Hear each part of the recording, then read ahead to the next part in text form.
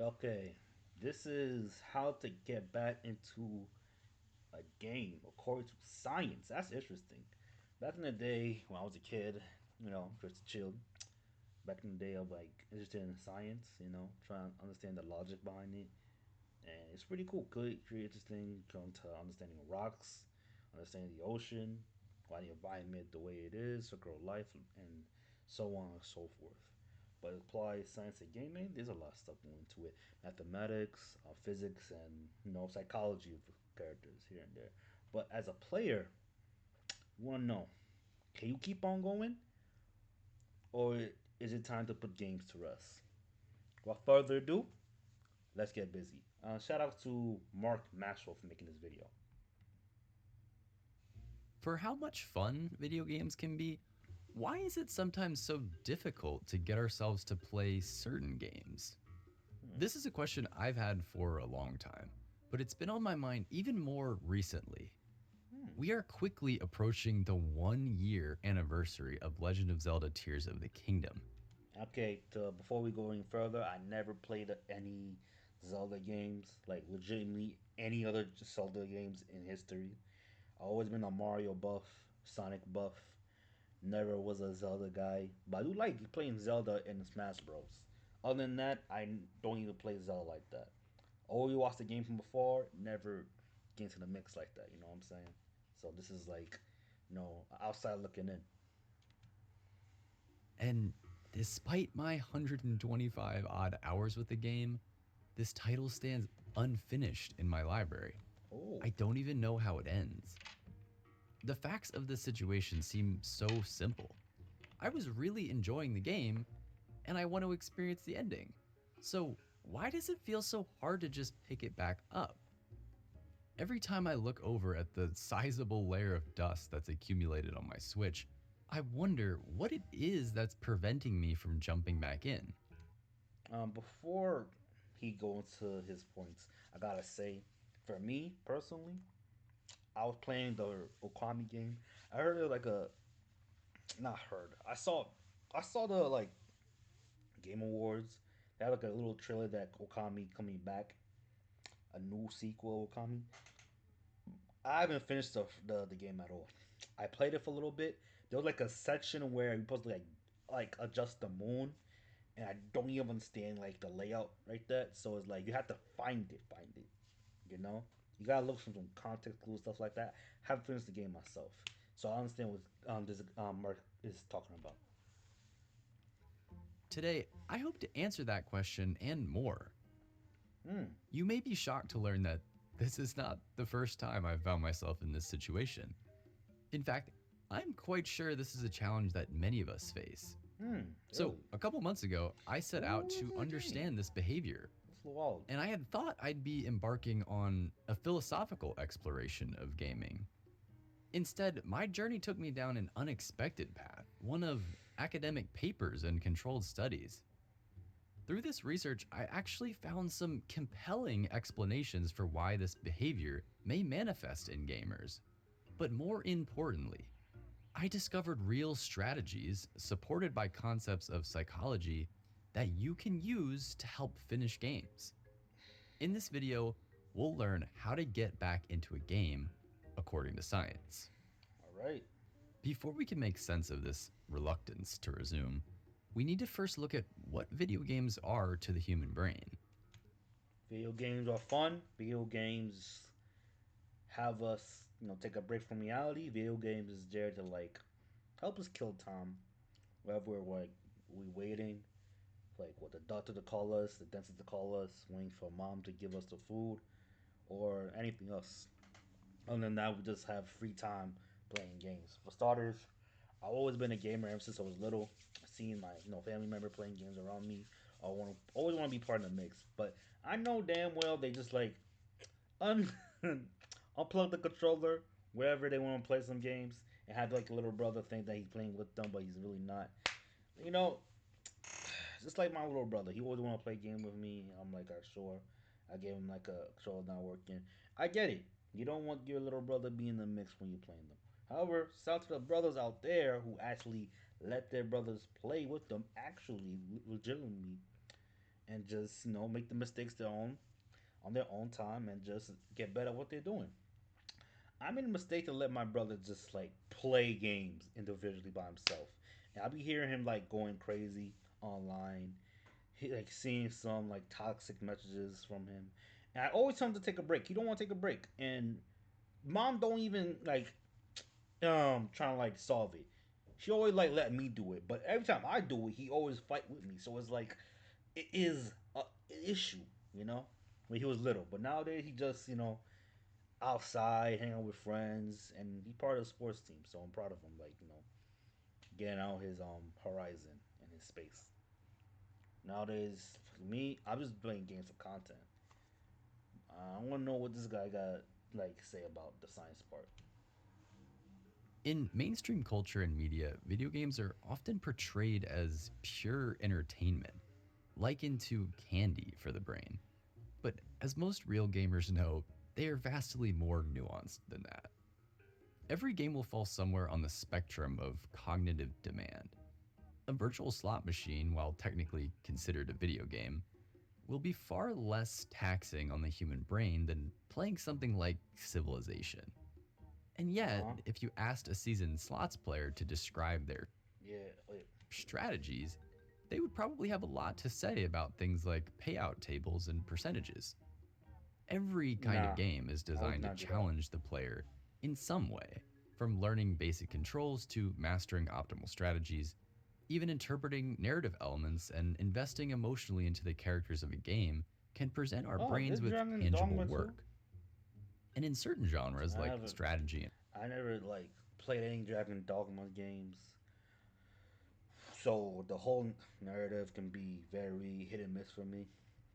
Especially when I put in Dragon's Age, that'd be a different thing. I plan to like do some Dragon Age gameplay in the future.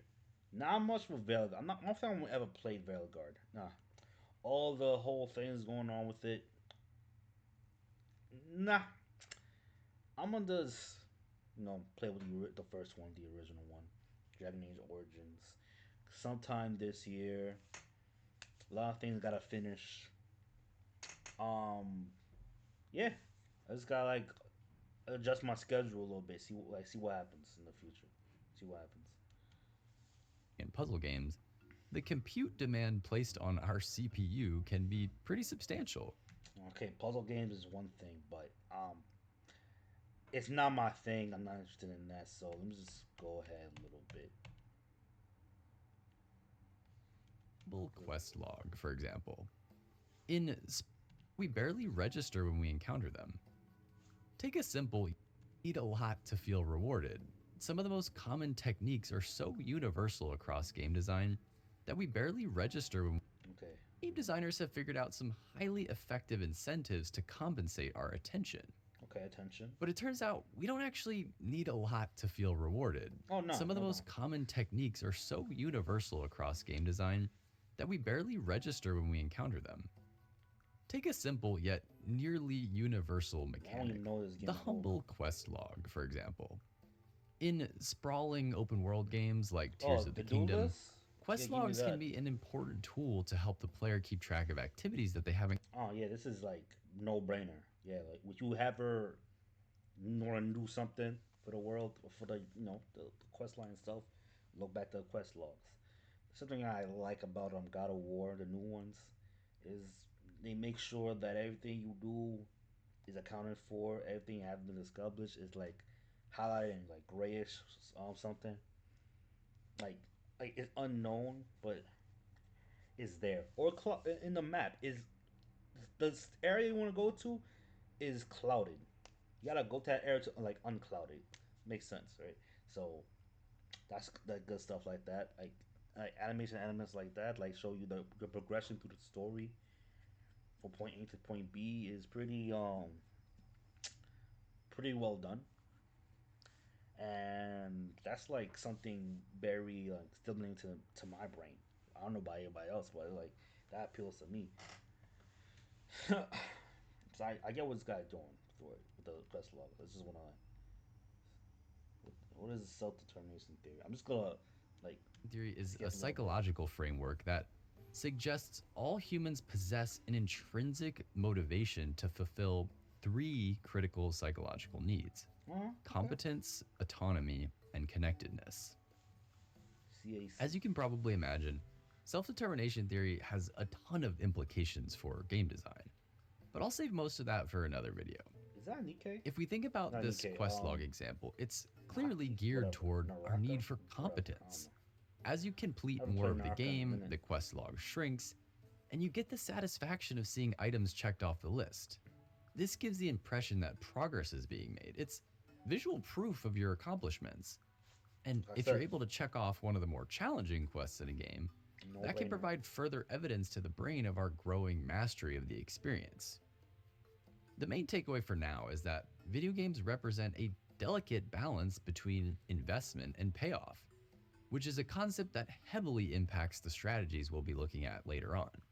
Games are much more than a simple dopamine rush. There is cognitive labor involved in most cases. And this labor has to be thoughtfully offset by game design elements that offer our brains a reason to engage with them. Seems like a no brainer Leveraging our innate drive to get better at things, which is a facet of self determination theory, is just one example of how designers motivate players to stick with their games. though. Alright, for multiplayer is you are there to like have fun, rank up ranks, you know. Like say for example, Marvel Rivals. And like compare that to Halo. Yeah, they're not the same. One's a hero shooter, other like a first person shooter. But the premise is there. Like you're trying to like have fun, you know, assess your skills, work with teams, rank up. But everybody's different, right? Let's say you don't even have your designated team. If you work with a randoms, right, and you fight against like a unit of a team where it's like they know everything and what they do, what to do, and how to like break a team, you cooked. Like I'm always gonna put it out there. Like my worst matches, Marvel Rivals, is just for them, right? And that was enough for me to like, yeah, no, I gotta go to the lab. And recently, I gotten somewhat competent, but it was a matter of like just quick matches. Like when it comes to competitive, you can tell that the teams I'm fighting know how to like get around people like offensive. And when you do something, it's like, oh my gosh, I can't do anything. You fight your Hawkeyes, you fight your Hellas, then you have your tanks like your Doctor Strange or your Magneto, and then you have your good like healers like Luna, Adam Warlock, and if you don't know how to like be a have a set like a good team comp that you cooked, even though you could easily just like pick another character. That's the problem with like Marvel Rivals with certain players is that they want to play a character that they really want, but because of like the ratio they get in, it's not being like told like you think that you should change, but you don't want to change, and that could be a detriment to your party. And trust me, man, me using Bucky, I'm familiar with him, but with certain characters who like taking me out, bro, I'm like, yo, what the heck is going on? I should be hitting them buckets, but then again, it's like, yeah, all I'm doing trying to get damage, but not trying to get killed. Is like it just it's worth nothing if you're not taking out the healers. So if you want to apply that to Halo, it's really different. You have a team, but all your kits is just what you have: assault rifle, pistol, rocket launcher, anything else like a saber. You need to like act quick, and the counter for another player to try to like take another one out could like be less than 10 seconds, or like 30 seconds. 30 seconds too long. 10 seconds like someone optimal, someone like acceptable. Like you're gonna go in and just whack them. But overall, I'm telling you guys like, hey,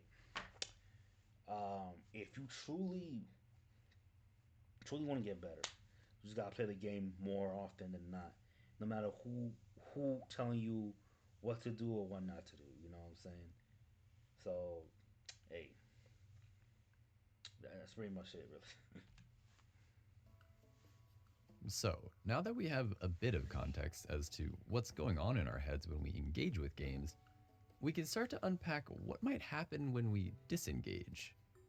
The list of possible reasons why we stop playing games is essentially endless. I mean, life happens, we have commitments, we get distracted, and we forget. I talked a little bit about this in a previous video, but the modern Hmm. gaming landscape has also played a role in my own struggle to focus on a single game and see it through to the end. So I'm not going to get into that piece right now. Just assume you have disengaged with a game that you enjoyed for some reason. It could be KOF was a game I liked back in 2021, but the time, like the more I get online and just fight against people, the more I realize the skill gap of like me, like not delivering damage and how people just adjust to my play style, or how I'm just not doing anything. Like I can have like a team of like a brawler, a grappler, or it's like like a special type of character, a rushdown character, whatever, and someone just had like one good rushdown character, right? And they can blow my team up easy. I'm talking like Blue Marys or whatever. Um, that can just kill your drive to play the game more so quickly, man, that you don't even pick it up again. You want to play for fun, but without having an in-depth knowledge of like how to like play with these characters is a matter of like, yeah, I don't care about that. I don't care about this game like that. Like losing can be fun if you doing everything you can to like beat that character. But in reality, you don't even understand your character fully. You haven't mastered that character, so you're familiar with them doesn't mean you master them. And so the interest of playing the game that you like just goes downhill. And recently there was like new characters pulled up. Vice and Mature. I reacted to them on the channel, and I can't. I don't have the interest of going in to just like try them out because it died a long time ago, bro. It just I don't hate the game. I'm not putting the work into like bettering myself to enjoy it. And it takes skill to enjoy something for long term. If you don't got the skill, but you got the love for it, you want to take a break. And sometimes I've been taking a lot of breaks with certain fighting games where I am not up there. Even though I'm like pulling up as like a fresh, and I'm getting swatted left and right. Even and oh my gosh, bro, the sweats on I gotta deal with the tryhards, man. It's just like it can definitely kill your drive of like anything, bro. Either like the content not up the par or your interest not up the par, man. That's why that's pretty that's it. I'm just like skip a little bit. but part of you still thinks about Octopath Traveler 2. Part of you may be frustrated, Don't continue to care. Don't care. enough to affect the habit we had formed. So, even a seemingly harmless decision like trying out a demo for a new game could be the interruption that throws the train off its tracks. I The mean, event that interrupted my Tears of the Kingdom playthrough was the launch of Starfield. Now, I knew exactly when this event was coming, so oh in a gosh. sense, I signed myself up for failure. But at the time, what I didn't know was that starting Starfield would lead me to not finishing Zelda. If Man, even I never played Zelda myself. I'll never sacrifice a Starfield. The controversy for Starfield is just insane, bro. I'm not saying you shouldn't play it, but I wouldn't recommend it for anybody. competence when we step away for a long time. Well, it's not quite like riding a bike. All the time we spent learning the ins and outs, getting to know the characters, the systems, training our reflexes for combat scenarios and other challenges, for most of us, that stuff doesn't get to live in our brains rent free. When we disengage with a game, those circuits go dormant and the information begins to fade away. It Yeah, starts to become more memory than active knowledge. And the longer that break is, the more we can lose. I disagree Suddenly, on we're that. staring at an There are certain games where I can just pick it up and just ball in. just go ball. Like, give me a Street Fighter game, and I just know how to play with it. Except for Alpha, I'm not that accustomed to Alpha like that. I'll play like a straight, like traditional Street Fighter game, but Alpha is so anime. I don't wanna. Nah, that's a game that's way too quick for me, man. That and Marvel versus Capcom. I realize how my reaction to that game compared to like any other Street Fighter, just like oil and water, man. Yo, so same thing for Tekken. Tekken is unique in its own way how the play style is. So I'll never like forget how to like use certain characters. You know what I'm saying? Even though they'll be different from entry to entry. And let's say I haven't played God of War Ragnarok for a minute. Like I've been like uploading that on the channel. I don't care about the like them not getting overarching views because I wasn't being consistent. That's my fault. So I I just like leave it alone. And I know Valhalla came out. I never get the full contents of the Valhalla story, but I'm planning to do it like probably this month, sometime this month. So look out for that. And I guarantee you, I already know how to like, refresh my memory, like what to play, how to like play it well. So if the freaking um how you play the game still ingrained to your in your psyche, right? When you pick it up, you're just gonna know how to do it. That's and that's how much you enjoy the game itself. That's just me. But this guy, Mark, I guess he's just, you know what I'm saying? He doesn't have it like that, like I do. An uphill battle. When we think about the idea of booting that game up again, our brains seem to push back a little. That resistance is a response to the potential loss of competence in that game and to the energy that would be required to regain that mastery. Assuming that you already have it mastered. I never mastered any Call of Duty game. Cause Call of Duty was never like a game that I like to play with unless it's like a story mode. Maybe like playing with some friends. Other than that, it's not there. If the friends is not there to like motivate you to come and play, then I don't care about it. And over time, it just I lost my favor with Black Ops. The more my friend group, became like busy, distant, playing with not playing with it, doing jobs here and there. I was doing jobs here and there, and even looking for work here and there. I just I can't feel like I'm playing games, but I feel like I should be doing something different, doing something better, which I do agree with that. But assuming where you don't have to master every game, you can have fun with it, be familiar with the game style, and not come to master it.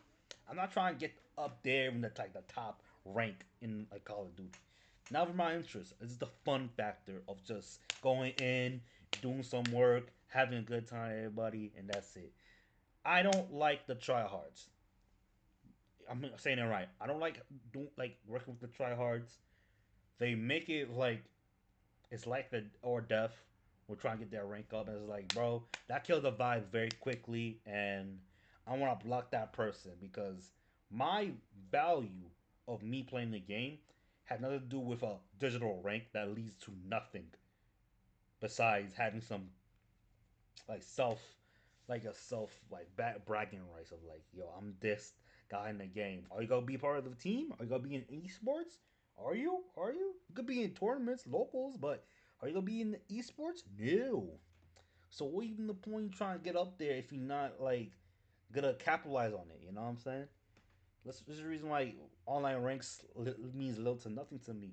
All the fact that I'll say this, I'll say this. It doesn't mean that much to me, but I really like at a certain point I'll like be up there, like somewhere in the middle. Like I don't care about getting to master rank on Street Fighter 6, but I don't mind being at platinum. That's just me. I don't mind being at platinum. and I have no problem staying at platinum. That's just me. So we'll say that. Call it a spade a spade. For really competitive games like MOBAs and shooters, this effect can be even more pronounced. Because of the time commitment needed to keep up at high levels of play, it becomes extremely difficult to take extended breaks without losing your edge. So instead of running a risk like that, your brain might prefer to write the game off, choosing to see all that time invested for what it Yeah, truly is, a sunk cost. By closing the door, it earns the freedom to move on to the next challenge, but without sacrificing any of the good feelings and memories associated with the time you did spend in the game. right. It's basically a loss aversion strategy, and I sort of get it. I think for certain kinds of gamers, this is actually their default state. They streak from one game to the next with a true economist's perspective of sunk costs, and their brains are constantly motivated to move on from that unfinished game and try something new where the potential for upside seems like more of a guarantee.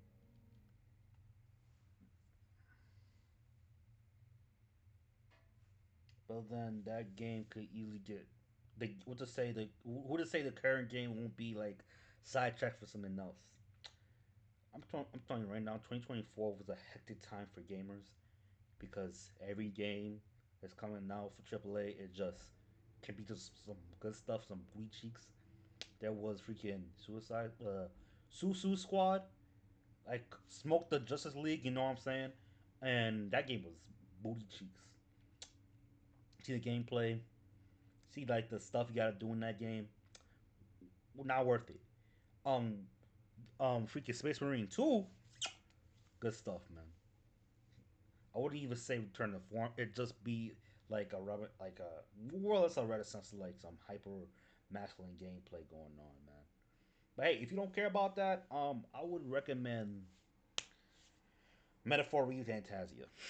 That game, never played myself, got a lot of like new introduction to the whole,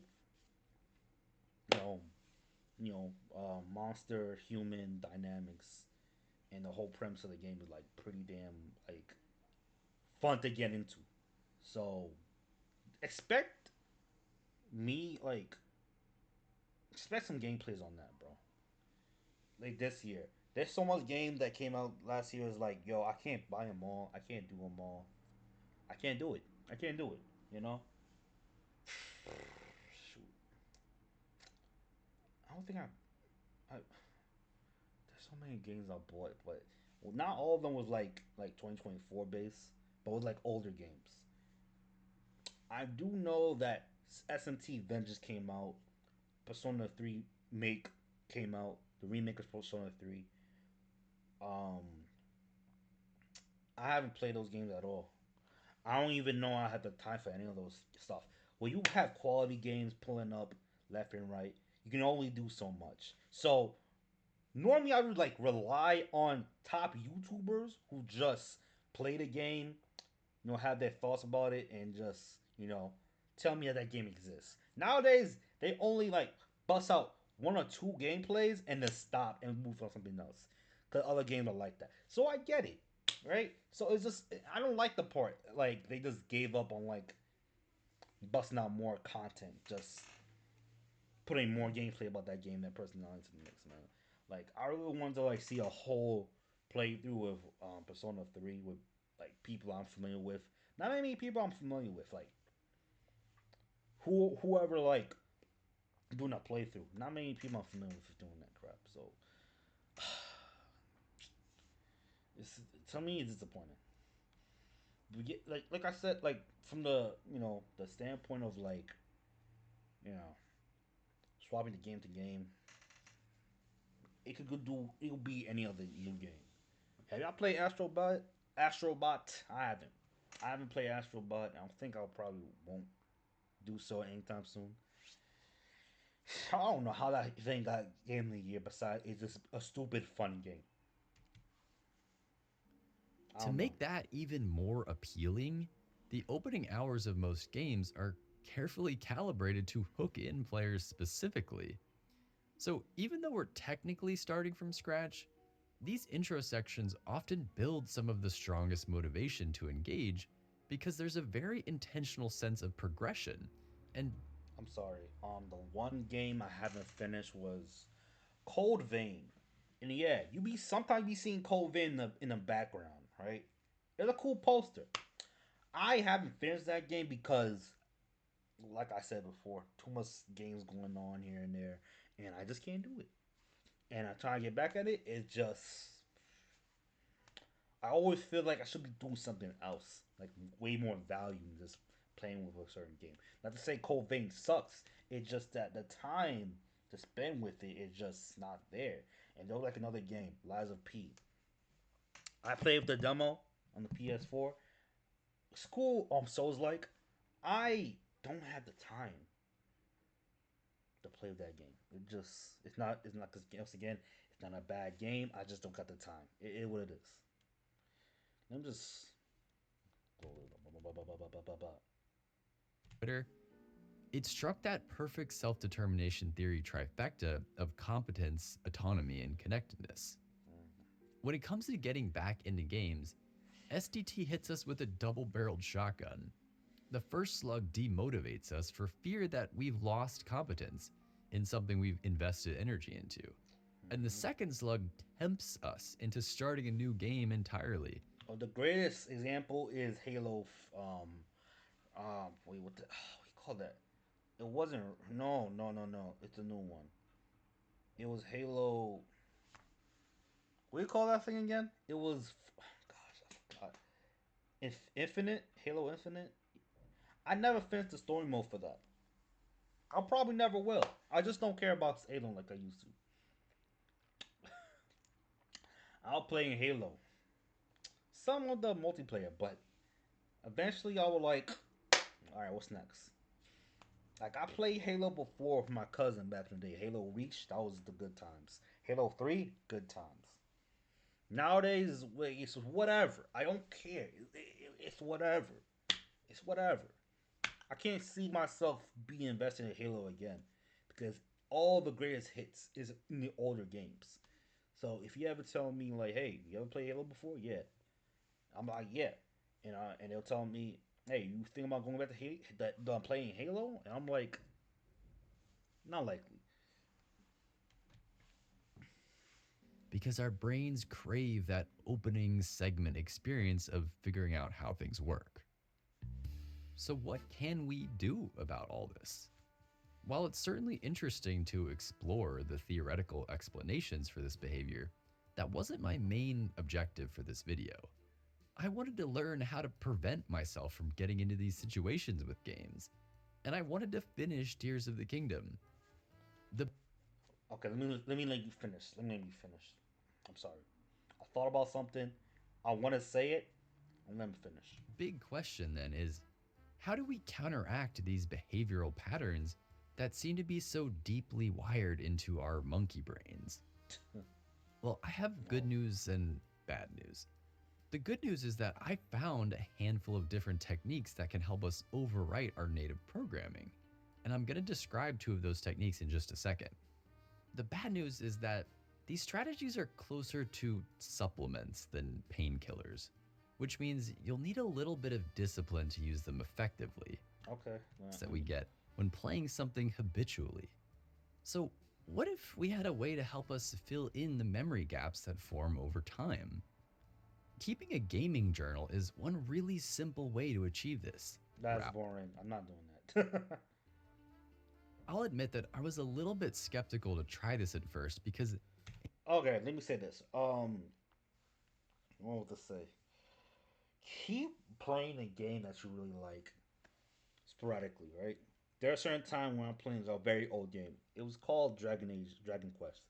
It was Dragon Quest, yeah, Dragon Quest, the very first one. On my Nintendo Switch. I played that game a lot.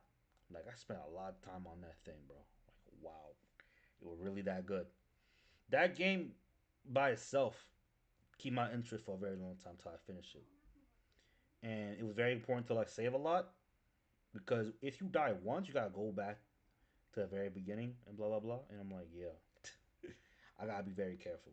So that game was pretty fun. Like one of my favorite JRPGs right there. I've downloaded like the newer versions, but I haven't like gotten into the mix like that. So I'd love to like have some gameplays about that on the channel sometime later on. It just I make up so much things. I do so much things, man. It just it's easier to play a lot of games when you're a kid, but as like a grown adult, it's just if you don't have anything up to par with everything, I just highly recommend to just get on the mix of it. And I don't know about keeping a gaming journal, bro. I have a gaming library telling me like there's certain games you should play here and there, so I'll focus on that. I don't need no book.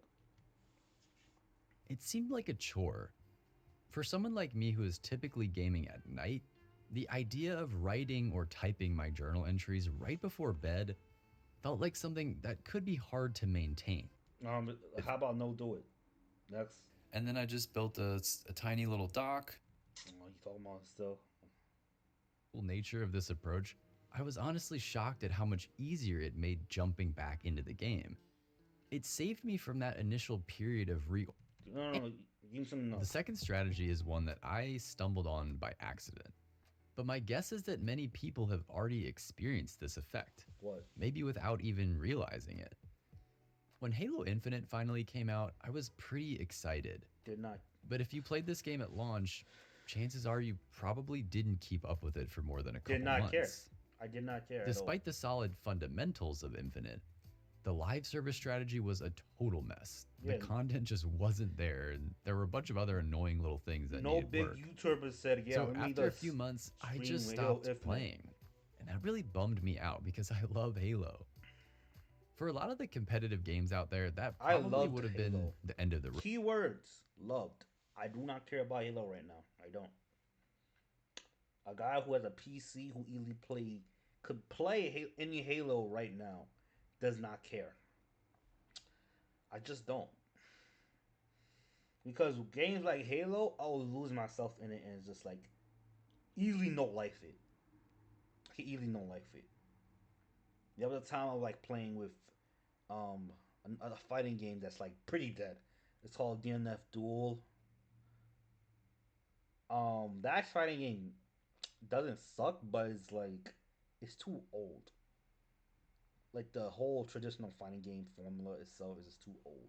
For an anime fighter, yeah, I think the marketers and the game designers did not keep up with the times, and it flopped on its face hard because of like they didn't understand the temperature of the fighting game spear. Like no one want to like stay with traditional fighting games. Not even Street Fighter, bro. So I don't even know what the hell they were thinking having DNF do like that. It could have easily been like a better game if it had like more content, more support, you know. And it flopped hard. And we got the last DLC. Was it? I think it was last year. I think or before that. Probably yeah, it was like sometime last year. Yeah. And I'll like review like checking out trailers here and there. And mind you, I didn't care about like doing any ranked matches. I did not care. Lost this in that game so easily, bro. It's crazy. Road for me. But I wasn't entirely out of the loop. I would still get Can't relate. How much fun people were having with the new content. That exposure actually replenished my game. Blitz would, most importantly, one channel in particular, shout out to Mint Blitz, would post regular news and reaction videos about the game. Every so often, I would get curious and check out one of these videos. I'm pissed about and that. Hearing about the exciting progress that the game was making, or how much fun people were having with the new content, that exposure actually replenished my motivation to log in. So that's the second strategy. Seek out positive exposure related to the game you're trying to get back into. What if I like the negative exposure, bro? What if it's so bad that I want to get back in the mix just to laugh at it. You know, what's the best negative exposure? I'm like, yeah, I want to get back in it for real, for real. I think it was like DNF. People say, yo, it's a dead game. Yeah, I was like, DNF dude was like a dead game. I'm like, how dead is it? I went back to see what's what. I can't find a player at all. Even if I like want to set up a room, I don't see nobody, bro. I'm like, damn. When it came out, it was hot. I played it on the PS4. Had my room. I was chilling. I should have live streamed it too. There was also the time of like busting out Ghost Blade, um, or other gameplay of DMF do. You know what I'm saying? It wasn't getting that much traction, but it should have had freaking stupid algorithms crap, man.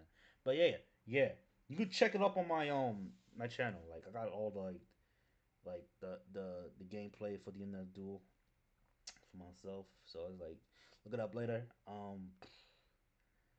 Yeah, yeah. I was sad. I was sad as heck. I'm like, damn, this thing really is dead. No one's on it. No one's freaking on it. Let's say I want to play with somebody. Let's say via Discord. I could do that, but it's just like it won't be the same. I got low key known that these people be no life in it, and it's just like they'll be that good in the game. So like, yeah, I'm not gonna embarrass myself. Man. So let's say I see positive exposure could be kind of cringe and kind of like whatever. Negative exposure, I like the conflict, the mix. Some of the toxicity, I kind of enjoy it in small doses, but eventually I get bored of it. Same thing with like positive exposure. I take it in, I'm like, that taste got a good, but eventually it gets stale and boring. So I'm like, yo, let me see something negative. It's the uphill battle for me here and there. So it's like, I don't agree with the whole positive exposure stuff. It's like it could be very like I said, boring. In whatever medium works best for you. This can also be customized depending on what kind of game it is. For multiplayer and live service games, watching competitive gameplay or following new content updates might be effective. For single player titles, you might find it more impactful to read through fan praise on the game's subreddit, or maybe have a conversation with a friend who you know loves that game. My personal go to method is to read or watch positive reviews of the game. Boring. Like I said, I can't do Probably it. able to connect. It's Bonus so strategy time. boring. I love the game. You love the game. I love the game. You love the game. I love the game. You love the game. I love the game. You love the game. I love the game too. No. If I was like younger, sure. If I'm like what, 18, sure. I'll be like that. Now, older, nah.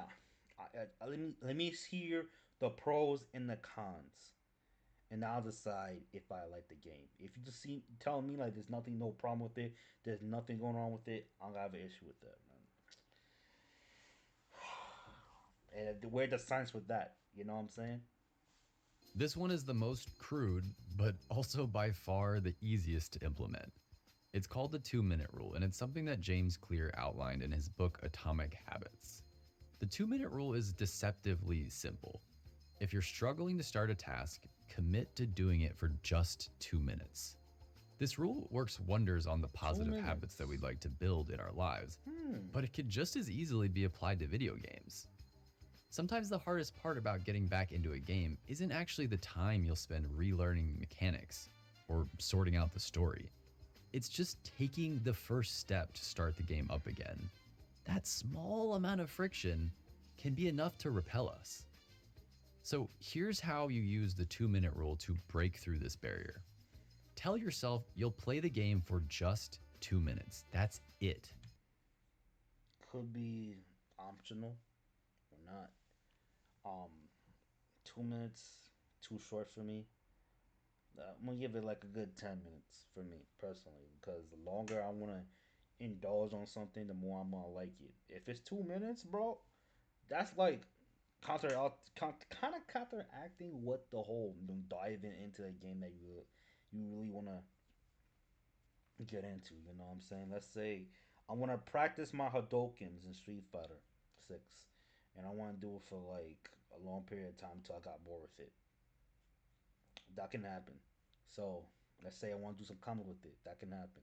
That will take me up like 10 or 20 minutes, maybe even an hour, cause you really want to like get that thing down pat. Here's the problem with that. Like even with Street Fighter itself or any fighting game, see my thumb right here. The more I use this thumb to like do some circle motions, half circle motions, half like or quarter circle motions, it just get burned, bro. And I'm like, yeah, no. As much as I love fighting games, I'm not gonna mess up my thumb for this, bro. Hell no. Been there, done that way too many times. So I'll probably fight like try it with the fighting stick. I do have my stick in the background, so one of these days, if I want to like go live streaming fighting games, that's like use a stick. We'll see what happens though, because I need a lot of practice with that one, bro. But yeah, yeah, I don't agree with the whole 2 minute thing at all. I'm just 2 minute rule is what finally got me back into Zelda. So if you okay. only try one strategy from this video, I hope that you'll give this one a try. In fact, let me I'm not do the journal thing. I will not do the positive review thing. That's not gonna work with me. Sorry. Give me some negativity. I want to be part of the smoke. Bring me up the negativity could be fun. You know, not like initially positive, but finding positive and bad things can just be a lot more fun. Than like giving me the plain vanilla stuff. I'm just saying. And the 2 minute thing, I say extended that to 10 minutes. Cause the 2 minute thing, assuming you have better stuff to do, yeah, use. I'll say use that, but it's not gonna work for everybody. It won't. know in the comments It's what like game. saying, hey, you want to get to the anime? Watch 5 episodes. The first 5 episodes of the series. I'm like, bro. Sometimes the anime can get good like episode 7 or episode 12. You know, and people just like, oh, submit. Like saying, yo, you want to get into One Piece? Good luck. A lot of episodes, right? If you really like the character of Luffy, you want to see his journey through the end, to the very end, you want to stick around. But you expect the thing good in like the next like 20, 30 episodes? Nah. It could have been that series, but hey, Shueisha want to make that money. And also Oda just like want to add all the ideas he ever want in his stories. So there's that. And you can't expect it to like end just because it's too long. I'm like, sure, sure, sure. You don't want to get into it? I understand. But it shouldn't stop anybody from like, getting into any anime. The whole five episode rule thing is like is also dumb, because any giving series can actually get amazingly good in like the later half. So you definitely gonna miss out on that show just because that stupid rule exists. So don't stick to like a rule. Period. Always go for something that personally works for you. Because all those strategies Mark Maxwell mentioned in the video ain't gonna work much with me. So let me just skip to the The other. last point I'll make is that while each of these strategies can be effective on their own, combining them together will yield the strongest results. Starting with the 2 minute rule will get you over that initial obstacle, Mm-hmm. but if you also build in a journaling habit and regular positive exposure, that will be a hard game to put down. This combo approach is the one I've ultimately adopted, and I couldn't be happier.